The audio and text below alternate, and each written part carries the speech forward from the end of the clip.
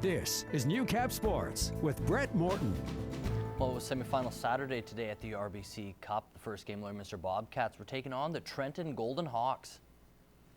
Well, these two clubs met less than 48 hours ago, and Trenton won 4-1. Well, a good start for the Orange and Black in this one. Austin O'Rourke's going to find Noah Bald out front, and he beats top goaltender of the tournament, Daniel Urbani, and it's 1-0 Bobcats. It's also their first lead of the entire tournament, so good start there. However, that would not last very long. 42 seconds to be exact, as Danny Hanlon walks in and beats Alex Leclerc upstairs. We are all tied up at 1 after that goal there. Well, an interesting situation here. It's going to be Nick Quillen with the shot. He thinks he's scored, but the referee makes no goal signal there. The goal light and the horn is on, and it's going to be a meeting of the minds in front of the penalty box there as the officials discuss it, and it's a good goal. The puck went right through the net. It's now 2-1 for the Lloydminster Bobcats. To the second period now, Christian Lloyd with an end-to-end rusher. He's going to walk over the blue line, lets a cannon go. He scores. It's 3-1, and Lloyd burns his former team with the goal there. You can't see through a bunch of people, but he went into the boards pretty heavily there. Pumped up about that goal just before the second is over. A weird one here. Goes in off of Lucas Brown, and it's 3-2 after 40 minutes for the Bobcats. Third period now in a game where everything is going right for the Cats. Ryan Chynoseth, sir, you can take that monkey off your back.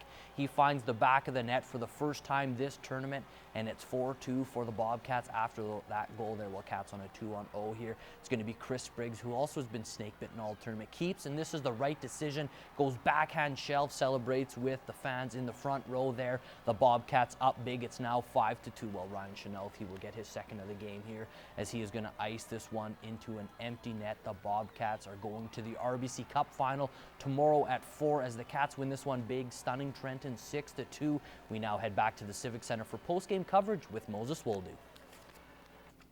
Every question the Lloydminster Bobcats faced going into this semifinal was answered, from goaltending to timely goals and even eliminating those turnovers, resulting in their first trip to the RBC Cup final.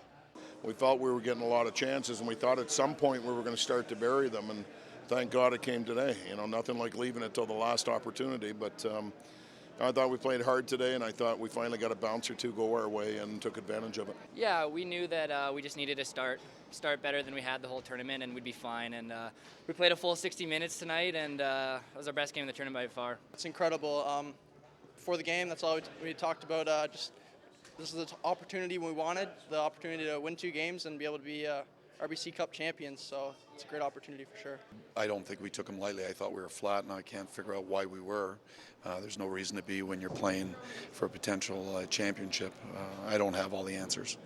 The Bobcats become the 11th host team to reach the Junior A final since it was renamed the RBC Cup back in 1996. Now, the last host team to win it all was the Portage Terriers of last season. The all-time record, well, for host teams is 5-5. Nothing that the Bobcats will hang their hat on, but they will hang their hat on this: the fact that they finally played a full 60 minutes in this tournament for the first time, just on the eve of the RBC Cup final.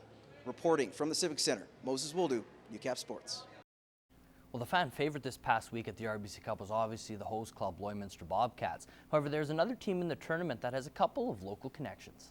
When I heard it was going to be in Lloyd, it was like it would be a dream come true if we made it there. And as like the year went on and you seen the team getting better and better, it was like, oh, maybe this is gonna end up going home. So it's cool being here, looking in the crowd and seeing all your friends and family everywhere you look. And yeah, it's a special feeling. It's pretty special. I remember Brian Morrison called me a few months ago, and he was asking me if I was going to come, and I said, yeah, I'll be there for sure. And we were kind of kidding. I said, oh, maybe with the Warriors I'll be there, and here we are. So it's really special to come back and see my family and see all, a bunch of people I haven't seen for a lot of years, and be here in the home rink. Hope hasn't played in front of family or friends for a few years now, since he's played in Prince Albert and now West Kelowna. So it's nice to come home and end his junior hockey career here. They follow all year long, and it's nice to show them, I guess, the way I play. Lots of them haven't seen me play in 4 or 5 years, so I mean, I don't know. It's you want to do your best, and I think that's what I'm just trying to do. In the time Cross has coached Hope, he has seen his game come together. That's neat. I mean, he first came to our team 3 years ago, and he was just a lost little kid. Didn't know, he was an offensive, player in Saskatchewan League, and he came to our team and was lost. He wasn't getting much ice time, and